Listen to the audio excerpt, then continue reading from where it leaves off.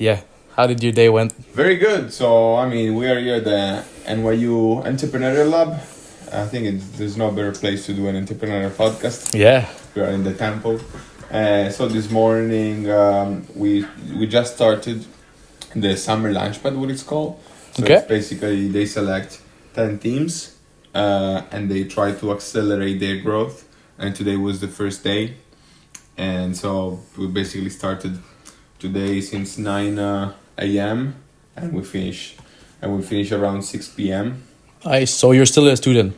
I'm not a student. No? No, I graduated 2 years ago. Okay.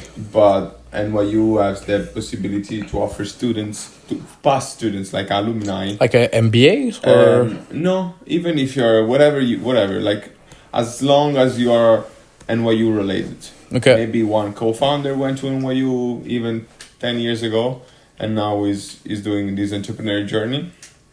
Then you can apply, and if you get in, for example, for this, they give you $15,000 cash. All right. To grow your business, plus Nice. a bunch of perks like lawyer stuff already paid and stuff.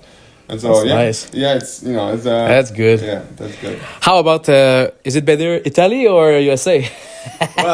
well, I mean, I always say the best life is working in the US. Yeah. And then spend your holidays in Italy. in Do you Italy. go often? So we produce our pizza in Italy. I mean, all my family is there, but we produce the pizza in Italy, and so I go there for the production run. But every time I go, Yeah. I went to visit the family and friends, and if it's summer or spring, I enjoy a little bit the ocean. I'm Nice. a fan of the sea. I'm an aquaman. Where do you live in Italy? I used to live in Sicily. I was born Sicily, and raised alright. in Sicily. Nice. And so I'm an island. The south, it's, yeah. It's the south. It's basically, you have the boot, Yeah. the ball, basically. The triangle, it's not in the boot. It's the triangle. It's like the ball. I mean, Yeah, he's been to Italy a couple. Exactly, yeah. Oh, you've been to Italy? Yeah, it's pretty cool. Yeah. Never been. Yeah. But, I would say United States is the best place where to do entrepreneurship. Like these things that I'm doing here, then when in NYU Entrepreneurial Lab, I've done other stuff. You have more resources and access to capital, way easier. And also now that I'm working more with Italians, what it's funny, like I guess Europeans, they're very formal. They're very formal here, like we're, email and stuff. Over there, they reply to ask you for a meeting. It's like, hi, my dear, Your Excellence, I would like to, blah, blah, blah. And also there is the prejudice, I think, with young people. Yeah. You don't see this in the United States. No? Not at all. I haven't experienced in Italy, they have? In Italy a lot. It's like they know nothing because they're young and everything? Yeah, you're young and stuff like this. And so here you don't have it at all. No. And what is the biggest difference between business in Europe, Italy, and in USA? Like you said, yeah. I mean, I have one theory about this, which is, there are many differences, but one difference that I see is that business in Italy, you don't get to see every person that gets venture funding and other people in the board and stuff like this. Company tend to stay your own at the family stage. Because they want more control. Yeah. But it's good and bad, I would say. Good and bad. Because in the US it's more like, I think we're losing the thing that, for example, people want to. It's all about money now. Yeah. They want to make a company and flip it after 7-8 years, make some millions, and go on. Yeah. My point of view is, I think I'm in the middle between Italy and US. Okay. So I want to build a company that will go further than 7 years. Will go further. I want to die in that company. Then maybe something can go wrong or something like this. But my vision is, I picture myself old, going to the office or whatever, my company that I built when I was young, and then you can maybe pivot or you can do other stuff. Mm-hmm. But still, that's my company, and yeah, I wouldn't sell it. Yeah. That's That's a great mindset. Yeah, you go for the long run. Exactly. I think it's better to go for the long run because everything is difficult. So if you have a long vision, I think that because like my father always told me, everything take 2x the time, so double the time. So having a long vision, having a long time vision, I think it's good for business. Yeah, and in my opinion, it will always pay off. Yeah. Like if you're resilient enough. Exactly. And try and try and try. That's why one of my favorite movie it's The Founder, because the story is very not from good old McDonald's. persistence. Yeah, right. Good old persistence, and that's show like the guy at 50 years old is keep trying. Eventually, you're 60, you're 70, you're 80. But if you want to make it, you're gonna make it. Obviously, no one's want to make it at 80 because you want to enjoy life, right? Yeah. But if you persist enough, that's a message. I think. Speaking about age, what do you think about retirement? I mean, because in America, it's like I think the vision, and in Canada is also the same. It's like make the most money the fastest, then enjoy your life. So like after 65 years old, if you're still working, it's like what are you doing, man? Yeah, no, I mean, we are entrepreneurs, right? Yeah. I mean, I don't want to retire. Retirement look boring. Exactly, right? You want to work and having more projects and projects.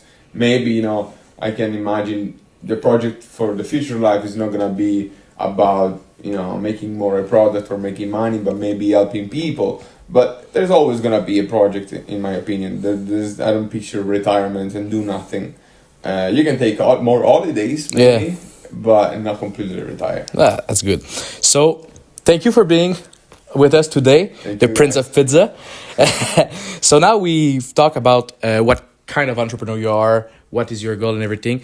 But what is your business? What is your you are a CEO of which company? Co-founder of which company? Yeah, so I'm the founder and CEO of Loopini, an healthy frozen pizza brand. Nice. So the idea behind it is that the most loved food in the world is pizza. Yeah, everywhere, right? Yeah. But people try to consume less of it.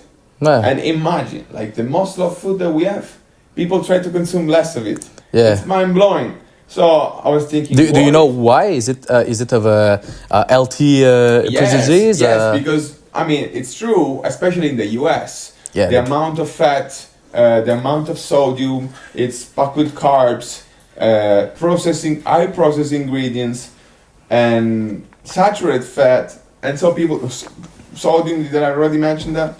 And so people try to consume less of it because it's true. In the United States, it's done not in an healthy way. In Italy, it's healthier, but still, it's not something that you can eat every day. So I wanted to change that because I know sounds very crazy, but I won pitch competition. I said we're trying to change the most loved food in the world, and if you change the most loved food in the world.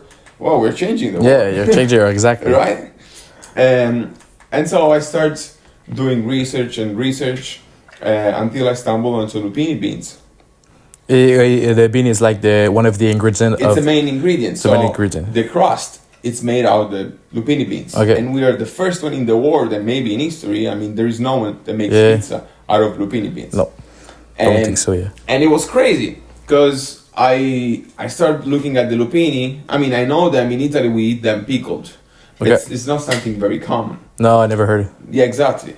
And I started doing research about it, and I developed this theory that for a civilization, in order to succeed, it needs to consume Loopini beans. Why? Because while doing research, I discovered that the Romans used the Loopini beans. And they used to feed the gladiators with it. Did you see on Netflix? There was a documentary called "The Game Changer." No, I didn't. And they find that most of the gladiators were vegan or something like that. They consumed a lot of veggies because of the fastest way to repair the injuries and everything like that. Maybe that's one of the ingredients they were eating. Yeah, exactly. Yeah. And also with the army as well, because it was easy to carry. It was cheaper than cattle, obviously, and they knew. I don't know if they called it protein at the time, but they knew there was something that was growing the muscle that was good. Yeah. And it doesn't stop with Romans. Also, it was found in the pharaoh tombs. Oh, for real? And the Mayans. So the best civilization for the past, they use all Loopini beans. That's and so crazy. not why we Yeah. lost it today. Don't I mean, know. it doesn't stop here. Because this is the benefits for us. It's full of fiber, it's full of protein, phyllosterols, which is something that actually lower your cholesterol, low glycemic index. It's like they're perfect. Why are we not Yeah. using it? It doesn't stop here because it's opposite to the wheat. Okay. Lupini beans enrich the soil. The more you plant it, The more better the soil is getting. Yes, because That's crazy. They take nitrogen from the air and put it in the soil. This doesn't stop here. Yeah. They That's reduce. crazy. Yeah, it's crazy. I So know. it's good for the planet. It's good for you. Yeah. And for. you said it doesn't stop here? Oh yeah, yeah. No. Also for the. I missed also- that. no. Sorry. Also for the planet. Also for the planet, because they need minimal water, so they the water footprint is much lower Then than wheat than other stuff. nice. And so that's amazing, right? And that's why we are starting. We planted the first hectare in Sicily, in the motherland, to enrich farmers first of all, because it costs 3 times, 4 times more than wheat. Oh, for real? So I'll tell farmers. I mean, I'll buy from you, Yeah. and obviously I'll buy at the market price, and so you're making more money with the same hectare planting lupini beans than wheat. That's good. You're enriching the soil, and you're saving water. I mean, it's That's a a save great for deal. you, Yeah. right? And also in Sicily last year, it didn't rain for 7 months. So 7 months straight, no rain. No rain. Wow. It was dry as fuck. And Damn. I don't want to interrupt you guys. Your card, ta carte est pleine. Okay. Switch au centre. Ouais. On va avoir un wide angle. Okay. Little problem in the. Ça fait ce- yeah, no worries. That's crazy because this morning I deleted everything. Well, we'll work on it. I wanted to say. You have a good wide angle. Make sure that we see each other, and I'll make the cut in the Yeah. the edit. Yeah, that's perfect. Everything's rolling. Everything's rolling. Good. We are rolling. So yeah, so it didn't rain for 7 months It's been straight. for 7 months, so that's when I realized, damn, I mean, I better plant lupini in Sicily. Yeah. And we did. Hopefully they're gonna blossom, or because it's a kind of flower that has some. It's seeds. crazy. And yeah, I mean, also I want to have this social impact Yeah. uh, On the planet and everything. on the planet, on my Yeah. motherland. Do as much as good as possible. That's what good. I think entrepreneurship is. Yeah. And that's when a very good entrepreneur that I admire died a couple of days ago. I knew him, and he always told me, don't do finance, do entrepreneurship. Yeah. Create stuff, don't speculate. It's more beautiful. Yeah. You're doing something for the world. You're doing finance, you're just speculating. Yeah, you just yeah. That's crazy. Wow. That's nice. So you did all this research, and how did you came with the idea of creating Loopini? Like you see the research, and now it was I think clear in your head that you need to change the pizza way. So how did you make a first recipe at home? Then what Yeah. was the processes from like, oh, I got this idea to let's go. Yeah. So it wasn't like one day you wake up and you do. Yeah, it wasn't. No. I mean, I've always been an entrepreneur. I think I'll give you the long story. Yeah. The old- All right, go for it. Go for it.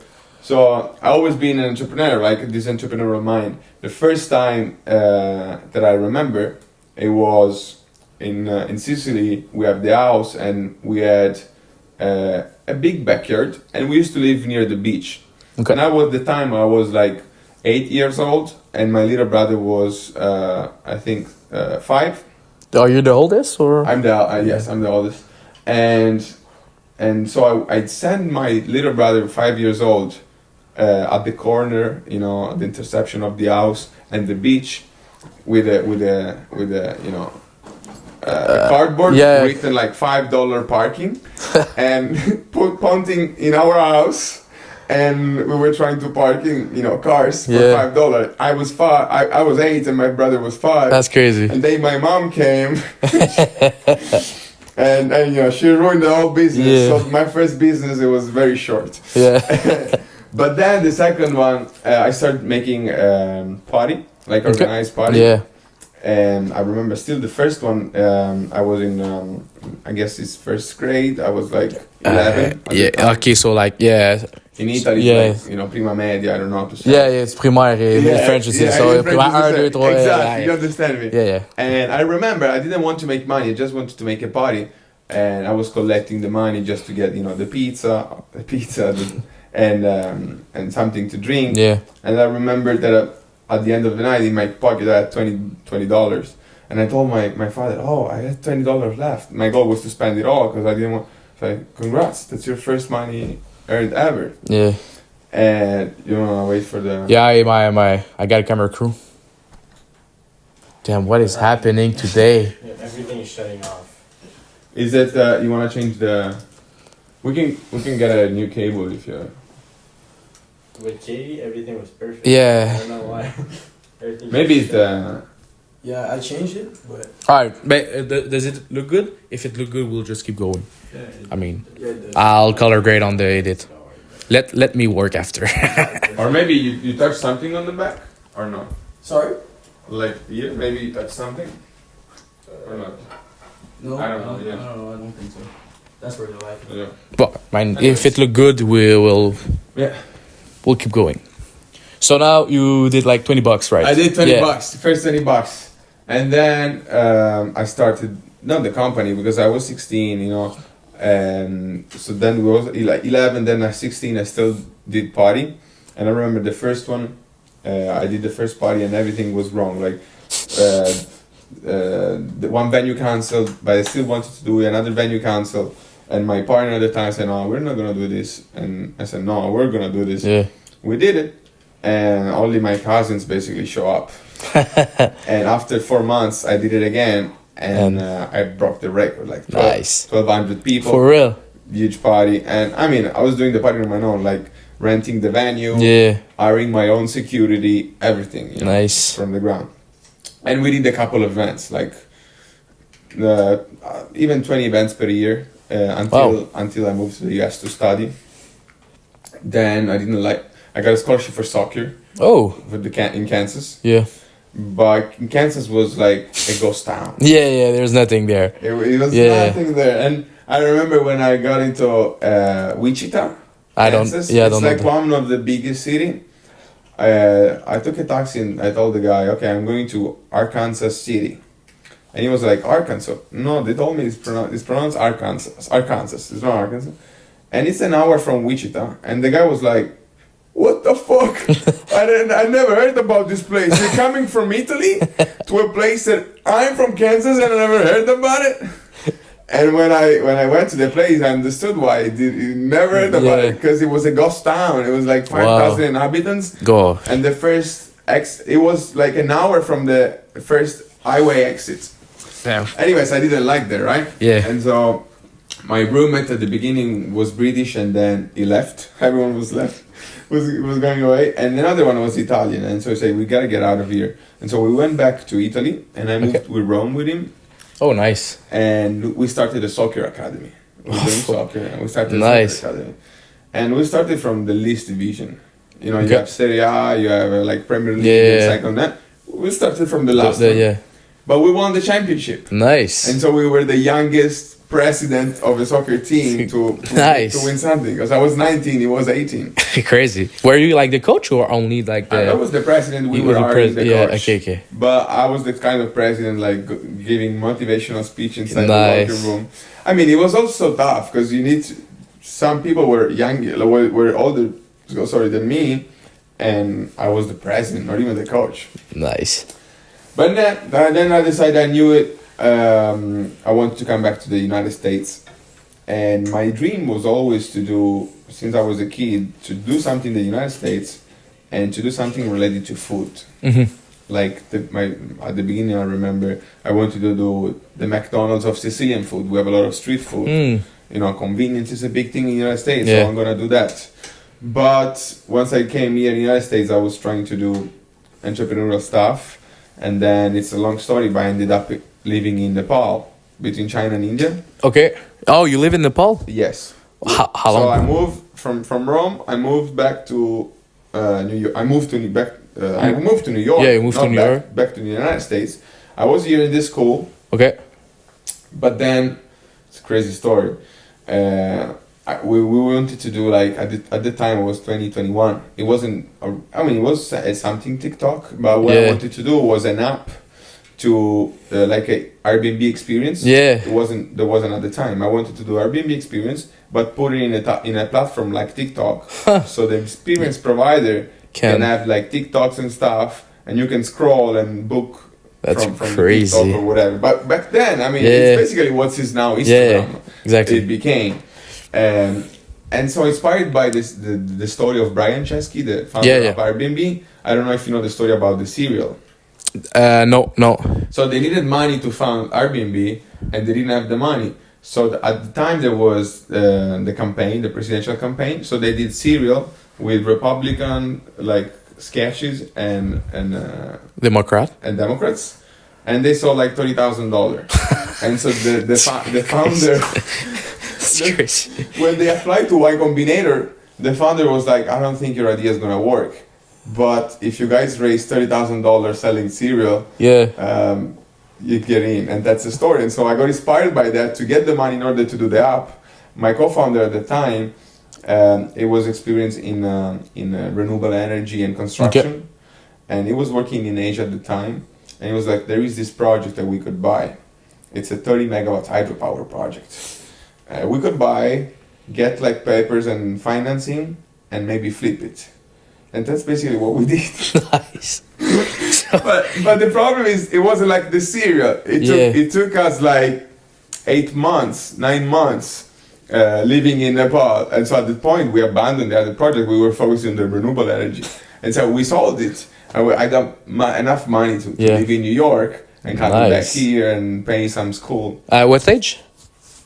It was 2021. So around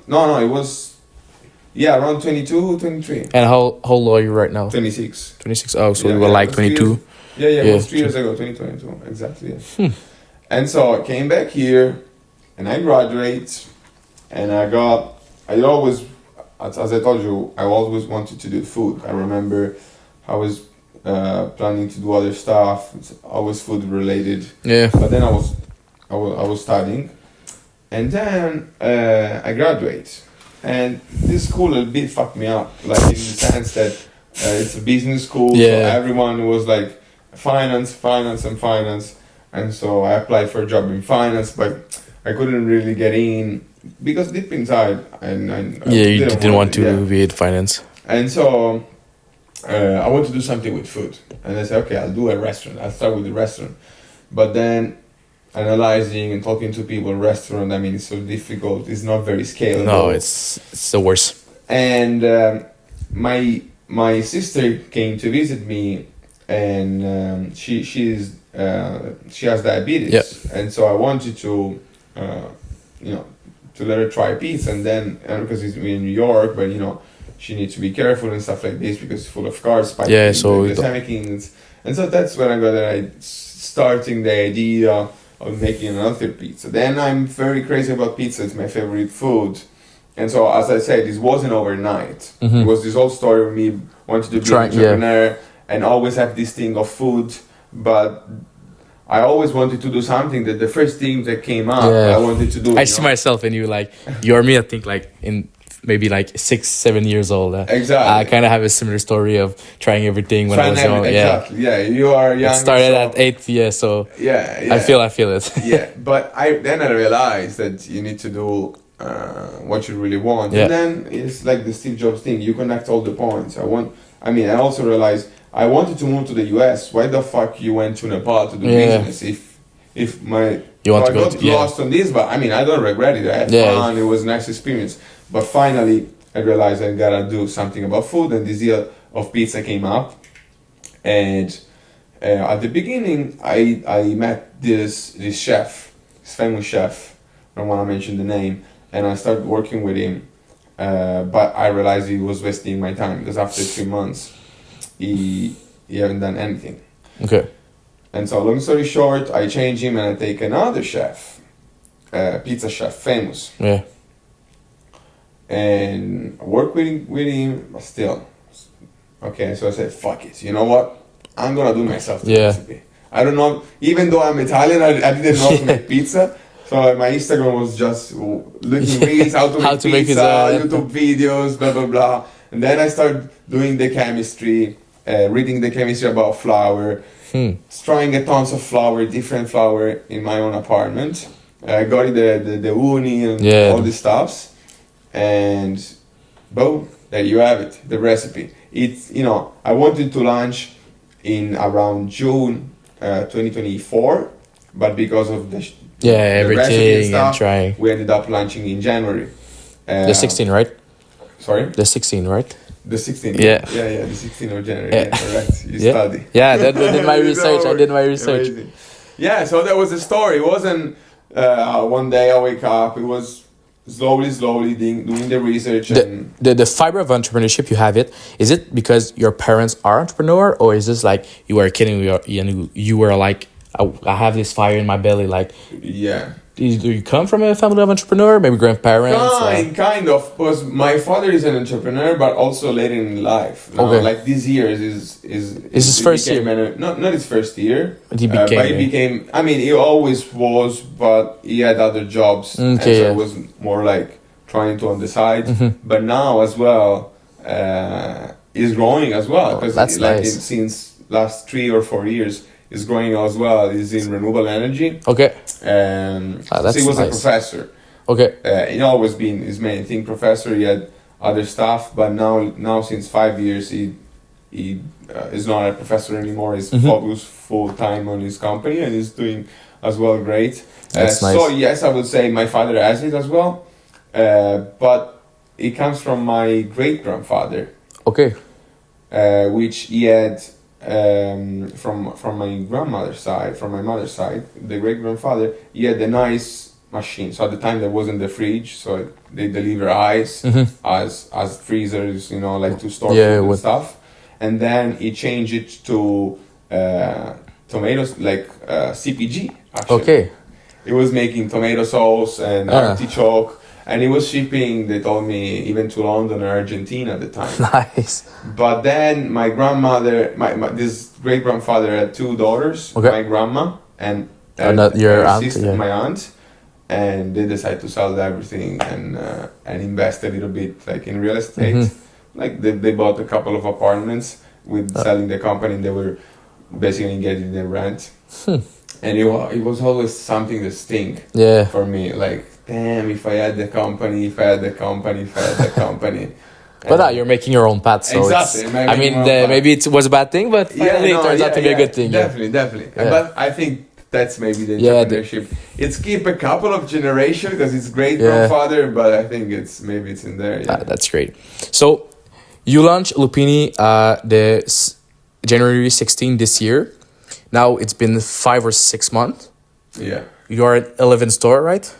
Or a bit more now. We're already in 20 plus. I didn't update the so 20. Form. Yeah, it's kind of really big. Like from 0 to 20 stores in 6 months.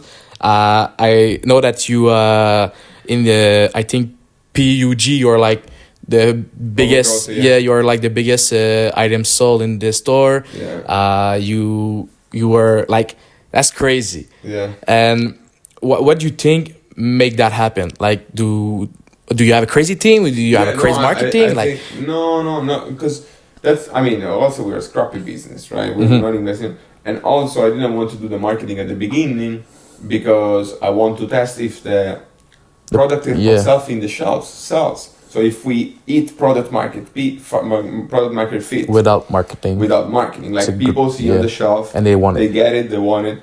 And I think that is working. That's kind of crazy. I think it's working. I mean, it took obviously a lot of research. Honestly, it's working. In 59 days, you sold 34 units, so 36 a week, and you thought you were going to sell 15 a week, so you double your sell. Yeah, it's kind of crazy. I think it worked really well. Yeah, no, it worked really well. It worked really well. I'm liking. That's good. Yeah, that was very nice, and we're trying to do more experiment because we're still obviously super like babies as a company. Yes. And so what is the plan for the first year is trying to experimenting as much as possible, learn as much as possible, and so next year we can blow these things up, and we know exactly how to market it, what's the target customer, the archetype of customer that we're looking for. Try to have scientific research and stuff, but also you gotta feel, you listen to your gut. Yeah, that's good. Like, what was the phase from 0 to 1? Like, you find a recipe. Now, did you start selling online before trying to get into a retailer? Did you try to sell into parties? Like, what was the... So 0 to 1. Yeah. 0 to 1 was interesting because learning from doing, other companies, I wanted to test if these things worked in real life. Because when you do a company, you have an idea, but maybe your perception of the world, it's not the reality. Like, people don't think like you. Maybe that the idea doesn't work. So I was thinking, how can I do that? How can I experiment that? And so we applied for the fancy food, and we did the fancy food, but we weren't ready. The fancy food, is it like there's a judge in front of you and you're pitching a product? Or? No, it's like a more of a fair. Okay, it's okay. It's a fair. It's one of the biggest food fair in the United States. And so you have your booth, and you give people, try your pizza, but they are buyers. Maybe the Walmart buyer, the Costco buyer, the All Food buyer. All of a sudden, it's a B2B. It's a business event. Okay. And so what I did was designing myself a package. Okay. It was a prototype. I mean, I remember I ordered some boxes. They didn't arrive in time. So what I did was take a Red Baron pizza. I flip it. So on the side you have all black and stuff, but inside it's you have no images. Yeah, it's a cardboard color, right? Okay. So I flip it. I put the glue all together, and I have the box. And then I went to print some stickers, and I put the stickers on it, and that was my first prototype. And I put it there on the booth, and then I make the pizza, 100 pizzas, and we were serving them, and people loved it. Some buyers like, we want to order, let's work together, and say, yeah, perfect. How many want you order? Blah blah blah. After the fancy food finished, 2 weeks after, they wanted to order and work with us, and I told them like this was an experiment. Like, the company doesn't exist. Sorry. We are months away from doing our first production. But then I knew it. These things work. So let's go and try to build it. So at the beginning I wanted to build in the US. But then, the mozzarella cheese, the tomato sauce, and everything was from Italy. So everything I wanted to be from Italy. So I was Napoli, right? Napoli, exactly. Yeah. So it's better to bring it there. What is the process from making your product in Italy and shipping it to the US? It's a mess, bro. Yeah, it must be a mess. Yeah, it's a mess because people say, CPG is difficult. Yeah, it's true. Frozen in CPG is very difficult. Very cool. Yeah, I agree. Frozen in CPG while making your pizza across the ocean, it's even another shot. It's crazy. Like, what is the delay when you make an order? Is it's crazy. So basically, with the tariff too and everything. With the tariffs, you don't know. It must be a shit show. Yeah, but you do it. You do whatever you want, and if you'll find a way. Yeah. And, we're doing good. So, but for us, it's a competitive advantage that we are in Italy because obviously, I'll tell you a little bit of the story. We are in the middle. Our production facility in the middle between the San Marzano area, which is what they call the best tomato in the world because it's under the Mount Vesuvio, which is a volcano, and so they have the soil that enrich the tomato, and so it gives a bitter flavor and a richer flavor that's unique from the region. And our production facility is like 3 kilometers from there. On the other side, we have mountains. There is the mountains of the Amalfi Coast, Positano. It's like here you have Positano and Amalfi, here our production facility. Okay. And those mountains, it's called Milky Mountains because Romans start crafting mozzarella cheese. They invented mozzarella cheese in those exactly mountains. And we are like 1 kilometer away. So we are exactly in the middle between the best tomato sauce, the best tomato and the best cheese. So why the fuck I want to produce the pizza in Wisconsin? Yeah. Right? Or Michigan. No, I Yeah, want you wanted to Italy. the Homeland, yeah. Yeah. Oh, so you put everything into your production in Napoli, not the pulp, but the Yeah, everything. The crust. the crust and everything. condiments, It's you know, the making there, toppings. and they're frozen. We There. frozen. Okay. Once it's frozen, we ship wrapped put it in the boxes, And put it in pallets, and put it in the truck. Truck goes to Salerno port or Napoli port. It depends which ship are available. Put it in the ship container. 20 days in the ocean oh, they are arriving by boat. by boat. Yeah. Damn. The first one actually we did it by Plane? by plane because a lot of money. A lot of money. And the first shipping cost us for 2 pallets of pizza, so around 1,600 pizzas.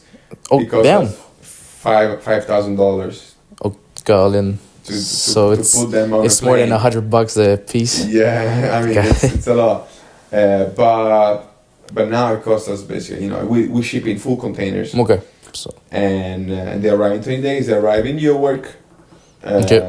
and from there we bring it to our warehouse, and from there we distribute. Yeah. So the logistic is a mess. Yeah. yeah, that's crazy. And so when you, I heard the story. I read it on one of your LinkedIn posts. You, like you said, you are trying to put it in the retailer without marketing, and one of the retailer made a mistake of putting it at $25 slice of Oh, yeah. pizza. Like what was your reaction when you went there? You see this, and it sold like 3 or 4 pieces, right? Yeah. That's crazy. I was blown away. Because I went there and said, "Hey man, David," I remember the guy. "Hey David, the frozen manager. How the pizza are selling?" I said, "Yeah, I mean, not really. We just sold 3 pizzas in this week. I was expecting you to sold out. You just gave me 6 pizzas." I said, okay, then let me go check. So I went to check. I mean, it was very narrow. So it was at the bottom. So maybe I was thinking, people don't see, the corridor is narrow, so you don't see, blah, blah, blah. So I was trying to explain why the fuck we didn't sell enough. And then I saw it, I opened it, I said, $27 or something, Pizza. $27 a frozen pizza? I said, I went to the store manager and said, "Man, we're selling like nuts. If people are buying $27 frozen pizza, in 1 week we sold 3. And so he changed it. It was like, "Oh my God, I'm sorry." He said, "This is amazing." I said, "I know this." God damn. Yeah. And 3 people buy it. 3 people buy it. Those guys are crazy. I mean, if you see us and you bought those pizza, please tell me because I will give you 3 pizzas more just for free. And how do you enter those retailers in the back doors? Like, you don't launch into a full retailer, but you are going to a couple of stores. Do you like just go see the manager and be like, "Hey, we have a product, we'll try it"? Yeah, I go with my sell sheet. Simple as that. And I enter and say, "Can I speak with the manager or the frozen manager?" And I speak with them and tell them tell my pitch, and they usually make an order right away. Or I would say it's a 60% success rate, so it's pretty good. Okay. It's very good. And they just like you sit with them. You don't even sit. You just go there. You ask. Is there frozen manager? Yes, he's over there. Usually, I go in the morning because after 3 p.m. there is and stuff. And I talk with him. I do the little pitch. 5 minutes, and they tell me if it's an independent store. They will tell you right away yes or no. But as I said, 60% says yes, and yet that's it. But these are the independent, the initial stuff. And at the same time, I'm working with getting all food and getting all the stuff, right? And so I apply to pitch competitions and application online, networking on LinkedIn. Yeah, you win like 2 prizes, right? Yeah, we won 2 prizes. The Naturally Network and the Audience Choice Award at the NYC Entrepreneur Challenge, right? Yes, exactly. Does funding come with it? Sorry? Does funding come with it? Like yes, I mean with Audience Choice, no. If 0, but with the Naturally we got $60,000 worth nice of prizes. Cool. It was $5,000 cash plus $55,000 like a lot of useful things. Yeah. Like a couple of fair tickets and booths worth in like 5,000, 3,000. Some consulting, some lawyer stuff. Okay. It was a great Oh, package. nice. Yeah. Plus, we get to represent New York from the CPG to the Nationals finals in Denver in August. In August, in like 2 This months. August, yeah. Nice. Yeah. So we represent New York. I think there's New York, North and South California, Minnesota. It's like, it's not every state. I think it's 11 or 12 states. Oh, that's kind of good. Yeah. Do you think you have a chance to win? I mean, actually, there's gonna be Simon from Axley. Okay. It's a company in Minnesota, which is pretty strong, and I know him very well because he was very kind to help me with the package. I met him at the Fancy Food when I told you I did the test. Yeah. And he was like, I love your product. I think me and you, we're gonna make it. But I need to help you with package. with the packaging. And so he helped me. And so I would be happy if either I win or he wins. Ah, that's good. That's good. So, if you could maybe like go back in time and change one thing that you didn't like that you did, or in with Loopini, what would be the thing? Like, Try to work with the chefs. the chef, yeah. Yeah. Try to work with other people. I mean, that's. I'm talking with a lot of founders, even at these things that we're doing the lunch, but and that's the pace that we have. Like, it's difficult to find founders that really put the work, because at the beginning it's easy to, to get into the mood, like, oh, let's do it, blah blah blah, like, because you're excited. There's excitement, and the first week is great. The first month is great. I mean, some people with some founder, they work for 1 year, 2 years, and then they realize that it's not a good fit. But luckily, I realized the first 3 months and then the first 2 months. So I just lost 5 months of it. But if I would redo it again, I mean, likely there was no equity involved at the time. The company wasn't founded yet. But if I would do it again, I would do it myself in the beginning. Luckily, I had no repercussions, so it's all good. Like, it didn't happen. I just lost 5 months. Yeah. But I learned a lot that sometimes you have to do it yourself, especially those most important things. I mean, in my case, in CPG, is the recipe. It's like being the CTO, like the software engineer in a tech company. And I believe a CEO has to know almost as much as the CTO.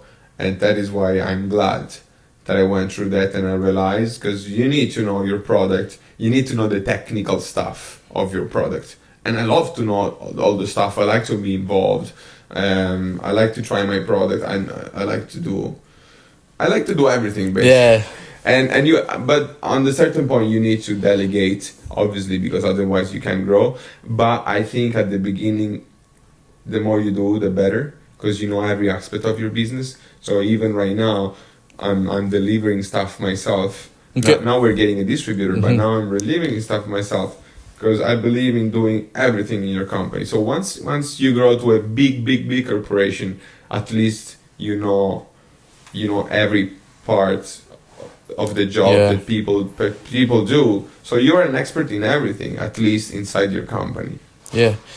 One of my favorite posts about your marketing, about one of your posts on Instagram, was the marketing campaign you did with the honey on the pizza. It was really like a compliment, chef. It was really good. What was the thinking? Because you didn't speak a lot about pizza in this year, like eating spaghetti, and I didn't see pizza, I think. So it was just like a story that you were complaining about pizza. Like, no, I mean, I love it. Like, show it to the boys. I was laughing. I was like, that's crazy. It stuck with me. But I mean, there are more episodes coming out where there are some pizzas, but we did this in partnership with Spicy Virgin. He's an Italian-American guy, Alessandro, Luca Alessandrini. What did he say? That's the best part. And so he called me and said, let's do a video about. I mean, we just had fun. I'm sure I realized after that I want to make more videos like this, because I mean, I'm probably, you notice, I didn't do any Instagram videos where I talk like trying to do the hook. Like, here's what you don't know about pizza. Yeah. Because now Instagram, it sounds like car salesman. Everyone is trying to, like they sell you a car, Here's a car for $2,000. Here's what you don't know about this car. It's not my style. No. And doing this with this guy, like trying to do the acting stuff and be fun, and maybe not push too much the product. I think we're discovering the way how we will do marketing in the future. Just because it's fun. And it's fun and it's stuck with people. Exactly, right? Yeah, that's the whole point of marketing. I think. Yes. People stuck with people. People need to remember. Yeah. I asked this question to Kiki earlier. I'll ask it to you again. I am starting a CPG product. I'll be making a latte into cans, so coffee latte into cans. What would you do if you were in my foot? So now I've just received the can last week. I'll make the recipe at my ex-stepmother. I received the can simmer next week. So like, if you were me, what would be my next step that I should do into your vision? Okay, so you got the can. I got the can. You need to work on the recipe. I got the recipe. I just need to buy like the coffee and the milk, and I have the place to make it. And I receive next week the lid of the can. So in like maybe 1.5 weeks, I can sell like 506 can, which is my first production. What's differentiation about your product? It's just it's like in Canada, there's two competition. One is Starbucks, which has like 30 grams of sugar. The other one is Tremo, which is a new startup, and there's not other product. The difference, my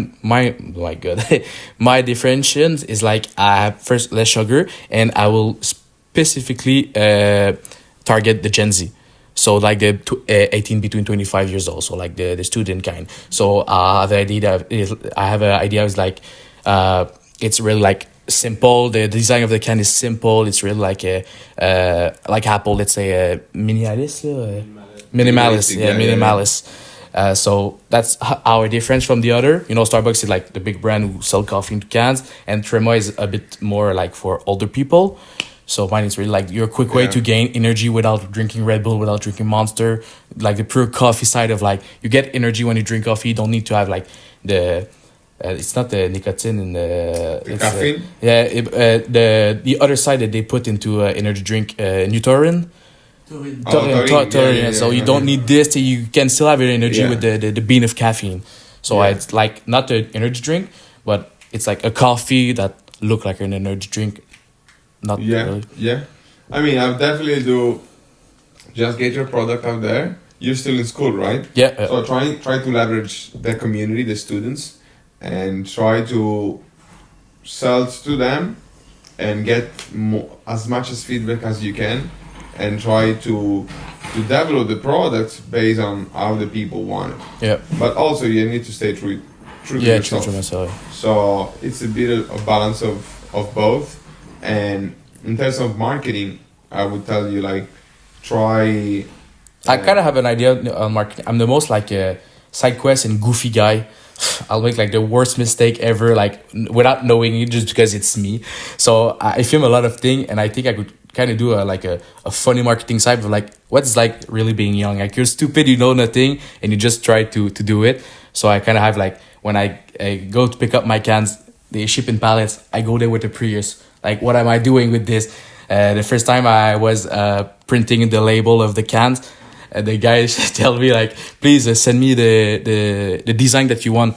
So how I do my design was with Chat and with Canva. So Chat made it like a sample, and I make it everything that I didn't like, and then I put it back on Chat, and it's like generate this in 3D. So Chat print me a 3D can, and I send them that, and he was like, do you really want me to put the 3D can into a can? So it's just like, it's me. I do like dumb thing without realizing it. But so, I mean, doing is the best thing.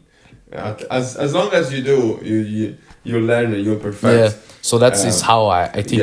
Yeah. But I would say just act, put yourself out there. What they say, I mean, here in this business school, they say get out of the building, in the sense that don't stay too much on the computer. Get out, interview people, see what's if something is missing before going too deep into your company.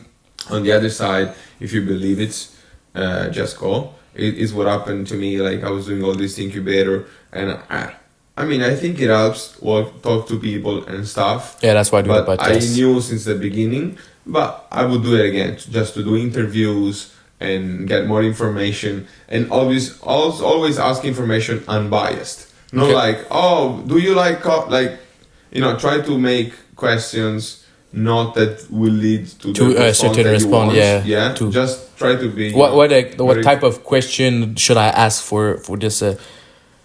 I mean, no, I don't know, but I mean, in your case, your coffee maybe is like, oh, what do you drink in the morning? Okay. Every Are time. you satisfied with your drink? Yeah. Are you looking for something different, or what's your pain points? Like when you get the Starbucks, is it okay for you, or you want to something different, something to change, and Okay. and then you start understanding. But Okay. at the same time, this is what they say in business school and what you should do, blah blah blah, in startup schools. But at the same time, you can get 10 people that don't care and missing like other people pass by that and care. missing the people that care. That's what on the field rather than the book I encounter. Because when I was doing the interview, a lot of people that I interview say, oh no, I don't read the labels, so I don't care if there are ingredients. So what I discovered at the time of the startup class, it was like, oh, people don't read the labels. Which is not true. Like, there are people that don't care, but I mean, now everyone reads the label, but I was unlucky enough that I did more than 100 interviews, but I was so unlucky that at the time, maybe that more than 60% didn't read the labels. But, so that's what I found, right? Because they ask you to do this survey, like to talk to people, but then it's still 100 people. And you're asking in one place, so maybe it's only in that place. So it's not a really reality of the world. So this is to say, do it. It's good to learn and see what people think, but take it always more cautiously and see what you can learn from that. But the best experiment is once you get your product in the end of the consumer and they tell you your feedback, and always be open to your feedbacks and try to improve it and deliver the best product possible. That's at least, I believe a lot in the product. And another difference between Italy and America is like, in America you have 1% product, 99% marketing. Italian is more like 99% product, 1% for real? marketing. Yeah. Do you think you need to find a sweet balance between those two, or you think one is better than the other? I mean, I think it depends on the company. There are Yeah. certain companies that are 90% Because marketing. Like Liquid Death, for example, it's 99% marketing. Yeah. Like, what's your product? It's mineral, yeah, just water. but it's kind of crazy marketing. Right? But I think So it depends. somebody told me I think that I like is like, if you put piss into a can and you make crazy marketing, everybody will buy it once because the product is shit. But if you make beautiful, let's say, beer into that can, but the label isn't good, people won't buy it. So you need to find like the sweet balance to good product and good marketing. 100%. That's why I think we got. I think you're doing a great job. Yeah. Exactly, because the pizza is great. It's restaurant quality. You see it on the label that's all the like real made Italian pizza. Yeah. You see it, but with the American side of marketing, you see it. Yeah, you need to have Yeah. the balance. So yeah, luckily enough, I'm leveraging these things about Italy and United States. I grew up in Italy. I know product, and also the marketing, how to develop a business in the American way. I think the two combine perfectly. Yeah. I could go on about hours speaking with you, really love it, but the camera are about to die, I think. Okay. So before we finish, 2 quick questions, and after that, a quick tradition. Does pineapple belong on pizza? You're an Italian guy.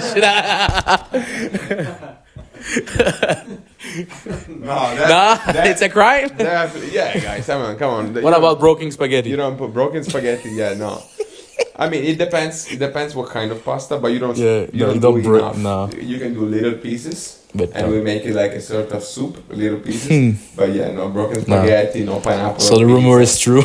Rumor is true. Rumor is true. I mean, have you seen the video about hot honey? Yeah, Yeah. the reaction of seeing people doing yes, yeah, I see it. Oh, Yeah. what are you doing? Yeah. I see it. Yeah, no, definitely. We like, well, you know, let's be serious. Yeah, yeah, This I know. is podcast. Let's not talk about pineapple on pizza. That's good. Just wanted to make sure. The last thing, what advice would you give to your younger self? Nice one. So always be. It's still on. Yeah, it's still on. It's Yeah. about to die, but still on. Yeah. Like Saved by the Bell. Yeah. No, I mean always do what you feel that you're doing, but do it with mindfulness, and always try to do good, because in my opinion, to do like whatever you want to do in life, it's gonna be the same if it's something good or something bad. You need that. You need a lot of effort, a lot of work. Yeah. So it's best to do it in an honest way and something that that it benefits people, and that's it. Just do it what you feel and listen to yourself. I mean, it sounds like Cliche, but cliche, it is true. but it's really true. Yeah. Do what you like and just do it 100% and live your life at the fullest. And so yeah, that's what I would say to my younger self. Just Yeah. just Go, like yeah. this, like you're on the right path. But be good people, be humble, work hard. This is very simple stuff. Yeah. That sounds cliche, but at the It end is, of the yeah. day, are really true. Great advice. Great advice. Yeah. So the tradition that we do is we ask every guest to put a little piece of advice or quote and read it to the camera out loud. So just put my cell phone there. So your feet right here. So put your piece of advice or right now quote, best quote, and read it to the camera after that.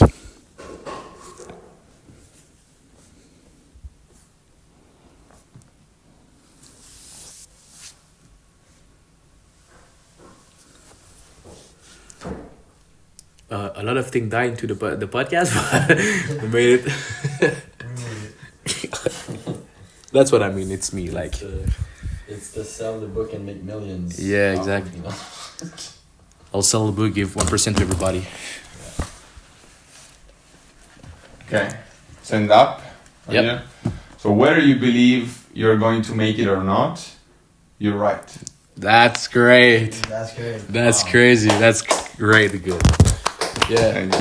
Thank you, man, for coming. Thank you. That's and very thank nice. you for coming Yes. from Montreal. I love Yeah, yes. Montreal. My girlfriend's Anytime from you Montreal. come, let me know. Yeah, definitely. Should I, Definitely, like, we'll see. When I each come other. back, I'll let you know. We'll get a poutine à la banquise. I'll bring back coffee whenever I'm back.